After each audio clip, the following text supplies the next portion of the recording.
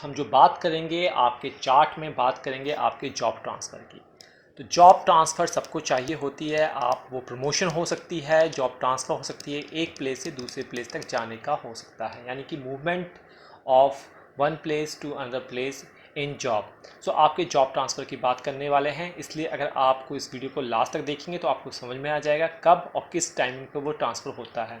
साथ ही साथ अगर आप इंस्टाग्राम पे हमसे फॉलो करते हैं तो 15 दिन पे कोशिश होती है एक क्वेश्चन को आपके चार्ट के थ्रू रिप्लाई किया जाए।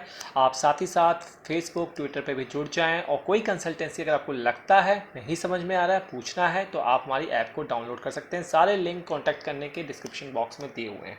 चलिए अब हम बात करेंगे कि आपकी वो एग्जैक्टली टाइमिंग कब है, वो कब फायरिंग होगी टाइमिंग।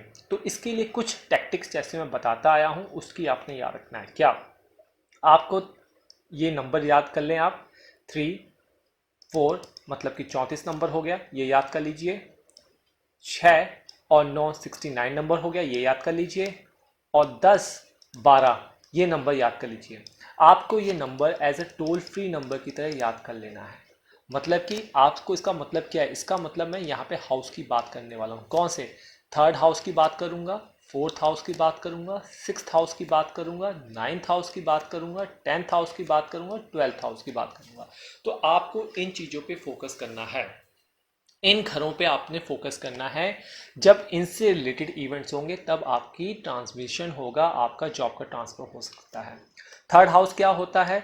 ये होता है आपके पराक्रम का, आपके करेज का। फोर्थ हाउस आपके पेरेंट, आपके डोमेस्टिक लाइफ का होता है। सिक्स्थ हाउस कंपटीशन बीट करने का हाउस होता है, जॉब सर्विस का हाउस होता है। नाइन्थ हाउस जो होता है ये आपके विदेश यात्रा, छोटी मोटी यात्रा, बड़ी यात्रा कह लीजिए, उसका भाव होता है, भाग्य का भाव होता है, ये तो आपको पता ही है। 10th हाउस आपके कैरियर का भाव होता है। 12th हाउस जो होता है ये भी आपके ट्रांसफर को रिप्रेजेंट्स करता है। चलिए अब जब ये कुछ तथ्य, ये तो आप याद करिए, 34 यानी कि 3 4 6 9 10 12 ये नंबर आप याद कर लीजिए। इसी नंबर पे आपको खेलना है। अब कैसे खेलना है देखिए, एक आपने डबल, ये याद कर लीजिए, डबल ट्रांजिट ये कब किसे कहते हैं? जब कभी कुंडली में सैटर्न और जुपिटर ये दोनों एक साथ एक घर में आ जाएं, किसी साइन में एक साथ आ जाएं, या इनकी दृष्टियां किसी साइन पे किसी घर पे पड़ जाए, तो उस घर से रिलेटेड इवेंट होकर ही रहते हैं। ये याद कर लिया आपने। तो डबल ट्रांजिशन थ्योरी की बात हम कर रहे हैं यहाँ पे। आने वाली वीडियोस में ये वीडियो स्पेशल अलग से बनाऊंगा, डबल ट्रांजिट एग्जैक्टली होता क्या है इसके बारे में बताऊंगा, लेकिन आज आप सिर्फ समझिए डबल ट्रांजिट होता क्या है, सिंपल। तो मैंने आपको बोला आपने किसको याद करना है? तीसरे घर को, चौथे घर को, छठे घर को, नवम घर को और 12वें भाव को, 10वें भाव को याद रखना है। जब कभी आपकी कुंडली में अगर आपको दिखता है आपकी कुंडली में, आपकी कुंडली, आप अपनी मून चार्ट उठा लीजिए, मून चार्ट में देख लेना है। साथ ही साथ आप चाहें इसे लग्न चार्ट में भी देखें, अगर लग्न में भी वो केस बनता है ट्रांजिशन का तो, और मून में भी बनता है, और आप देख रहे हैं कि आपके आइदर मून चार्ट में और असेंडेंट चार्ट में जुपिटर और सैटर्न यहाँ पर बैठे हुए हैं थर्ड हाउस में, या फिर जुपिटर और सैटर्न बैठे हुए हैं आपके सिक्स्थ हाउस में, या फिर जुपिटर और सैटर्न जो बैठे हुए हैं आपके, जुपिटर और सैटर्न जो बैठे हुए हैं वो आपके 12th हाउस में, अगर इन भावों में गोचर में वो दोनों बैठे हुए हैं, गोचर में वो आ रहे हैं, जिस टाइम पर वो आएंगे उस टाइम से 3 महीने, 4 महीने, 5 महीने के बाद आपका ट्रांसफ़र इंडिकेट करता हुआ, दिखता हुआ नज़र आ जाएगा। इस चीज को याद रखें, यानी कि मून चार्ट उठा लेना, लग्न चार्ट उठाना, देखना है आपने।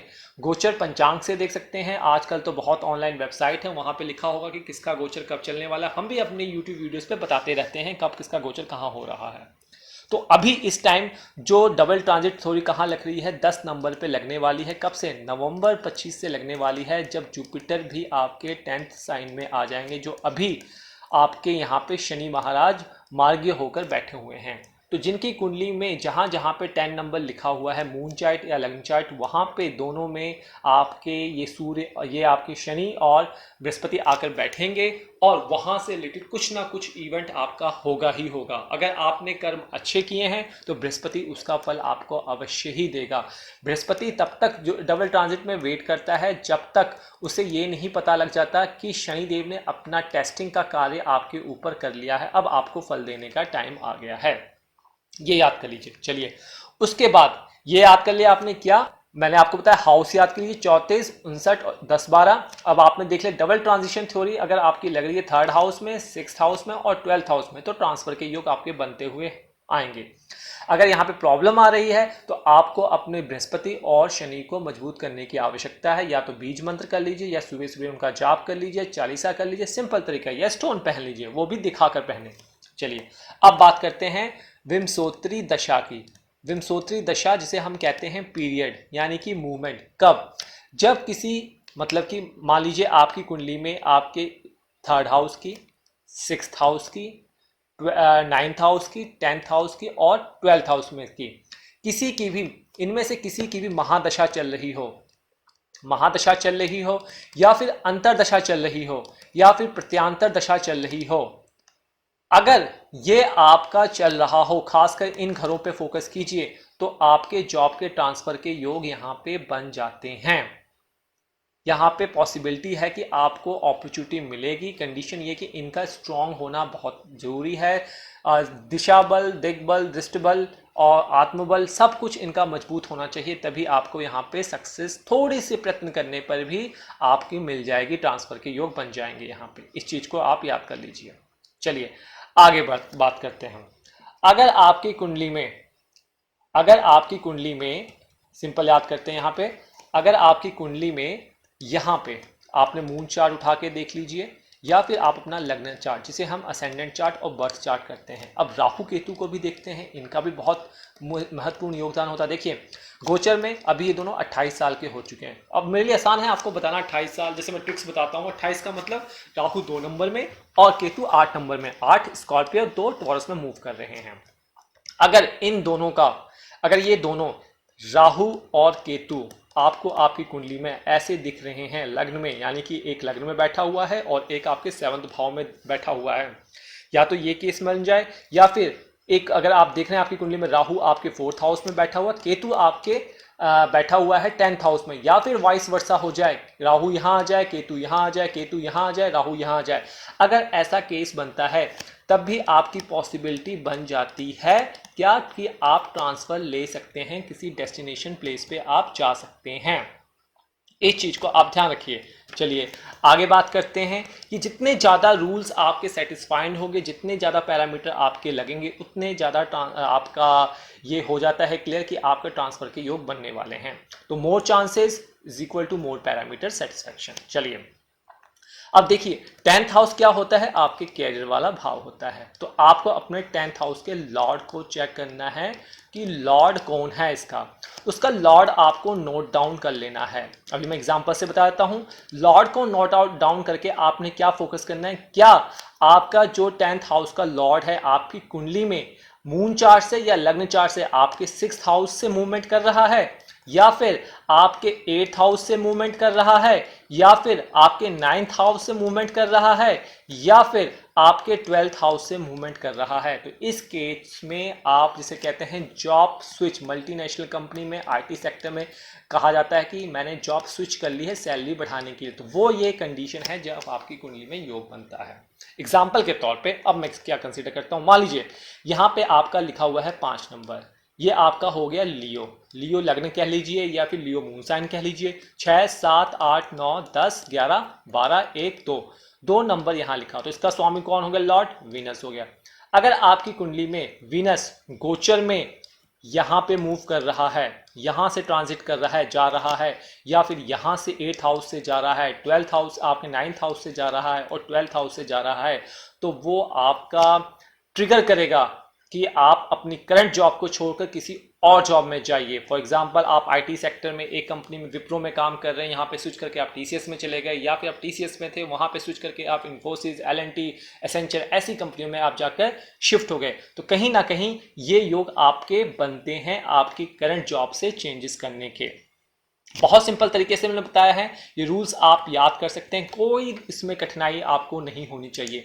आपको सिंपल मैंने बोला है क्या, आपको 34 याद करना है, आपको 59 याद करना है और 10, 12 याद करना है। इन घरों को याद करना है। इन घरों में से डबल ट्रांजिट लग जाए, राहु केतु अगर आपकी कुंडली में लग्न से 7th हाउस से निकल जाए, या फिर आपके 4th हाउस से या फिर 10th हाउस से गोचर कर रहे हैं, तब भी आपके योग बनते हैं। 10th हाउस का जो लॉर्ड है आपकी कुंडली में वो आपके 6ठे, 8वें 9वें और 12वें भाव से भी गोचर कर रहा है, तब भी आपका ट्रांसफर का योग यहाँ पे बन जाता है।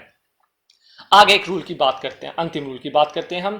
देखिए दोस्तों, मैं यहाँ पे आपको बताना चाहूँगा कि कई बार कमेंट्स में देखा गया है कि कुछ यूज़र जिनका हमारे साथ कोई लेना देना नहीं है, वो लिंक में डालते हैं कि हमारी इनसे सहायता हो गई है, इन गुरुजी का नंबर ये है। इस तरीके से आपको लगता है कि आपको लगेगा कि वो ज्योतिष घर का नंबर वहाँ पे शेयर कर रहे हैं। ज्योतिष घर से आपको कॉन्टैक्ट करना है तो आप सिर्फ और सिर्फ ऐप से कॉन्टैक्ट कर सकते हैं या हमारे इंस्टाग्राम और फेसबुक प्रोफाइल से ही कर सकते हैं, और कोई भी मीडियम नहीं है। तो किसी भी कॉन्स्पिरेसी में आपको नहीं पढ़ना है। कोशिश कीजिए आप कमेंट बॉक्स में फ्री ऑफ कॉस्ट क्वेश्चन पूछ लीजिए और वहां से अपने आंसर लीजिए। नहीं होता तो आप हमारी ऐप के थ्रू, वेबसाइट के थ्रू हमसे आप कॉन्टेक्ट कर सकते हैं।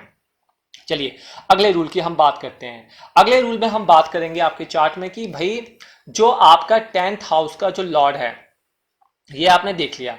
अगर आपका असेंडेंट, जो आपका मालिक है, असेंडेंट है, लग्न का लॉर्ड है या मून का लॉर्ड है, और 10th हाउस का लॉर्ड है, अगर ये दोनों कोई रिलेशनशिप बनाते हैं आपस में आपकी कुंडली में, मतलब अगर आपका असेंडेंट और 10th हाउस का जो लॉर्ड है वो कोई रिलेशन फॉर्म करता है, किसके साथ? कोई भी रिलेशन फॉर्म कर लेता है 3rd हाउस के लॉर्ड के साथ या फिर आपके 9th हाउस के लॉर्ड के साथ। अगर आपके 3rd हाउस के लॉर्ड के साथ और 9th हाउस के लॉर्ड के साथ, तो जब महादशा अंतर्दशा चलेगी, किनकी? आपके 9th हाउस की और 10th आपके 3rd हाउस की, तब भी आपका ट्रांसफर का योग बन जाता है। एग्जाम्पल से आप समझना चाहेंगे? चलिए मैं एग्जाम्पल से आपको समझाता हूं। मान लीजिए यहां पे 6 नंबर लिखा है, 7 नंबर, 8 नंबर, 9 नंबर, 10, 11, 12, 1, 2, 3, 4, 5। लग्न कौन हुआ आपका? मरकरी हुआ। मरकरी कौन हुआ? वर्गो हुआ। और यहाँ पे भी मरकरी ही हुआ, इसका भी स्वामी। तो अब आपने देखना है क्या आपका मरकरी मार्स के साथ इस घर में बैठा हुआ है, मंगल के साथ बैठा हुआ है इस घर में, और क्या शुक्र भी यहाँ पे बैठा हुआ है? शुक्र भी आपका, चाहे वो इस 3rd हाउस में बैठ जाए ये कॉम्बिनेशन, चाहे ये 9th हाउस में बन जाए, जब भी महादशा अंतरदशा इनमें से किसी की भी चलेगी, तब आपके ट्रांसफर ऑफ जॉब का बहुत सारे चांसेस हैं कि वो वहां पे टेक प्लेस कर जाए। तो ये एक सिंपल तथ्य है, सूत्र है। आशा करते हैं आपने इसको नोट कर लिया होगा।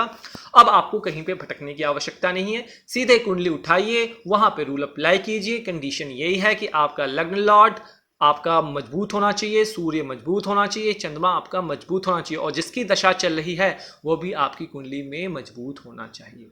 धन्यवाद, फिर मिलते हैं।